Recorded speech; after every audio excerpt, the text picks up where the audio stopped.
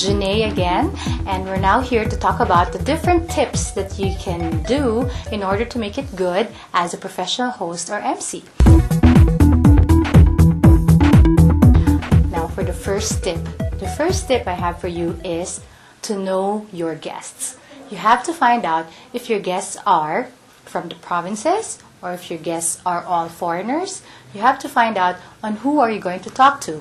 So if they are mostly in the provinces, for sure, if you're in the Philippines, you have to speak at least in Tagalog so that they will understand you. Because if you speak in straight English with the people who are coming from the provinces, then they will probably not listen to you or will probably not warm up to you.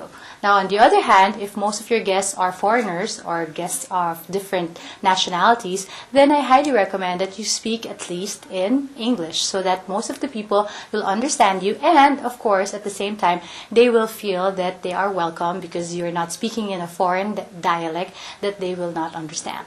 So that's my very first tip, which is to know your guests. Tip number 2, you have to take time to read through your material. You have to read it page by page so you can find out what are the important parts of your program. You shouldn't miss out on this one because when you're there in front of everybody, you can have a mental block if you're not sure on what is in your material. Now, tip number 3. This is part of reading the material. You have to practice saying the words that are in your program, especially the names of the celebrant or the special guest, especially if it's a wedding, the names and last names of the bride and the groom. Because I've had a lot of experiences when people on the spot cannot read the names of the bride and the groom properly. So you have to practice saying it. In fact, when you meet with your client, you should ask them, how should I pronounce this? Even the list of the principal sponsors and the entourage, if you're going to read their names, you have to ask them on how is the right pronunciation for each and every word. Now, for the 4th tip, you have to practice, and I'm serious about this, you have to practice talking and smiling in front of the mirror, because you have to know how you look like when you're talking in front.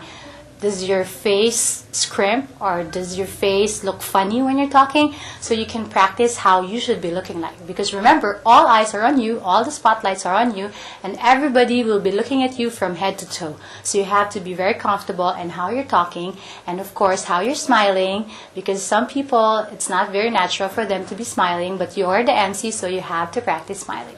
So you have to practice smiling, and what better way to do it than in front of the mirror. So those are the tips that I'm giving to you before the event. First is get to know your guests. Second, take the time to know your material. Third is practice saying the names of the bride and the groom or the celebrant. And fourth, practice talking and smiling in front of the mirror. Up next, I'll give to you the different tips during the actual event.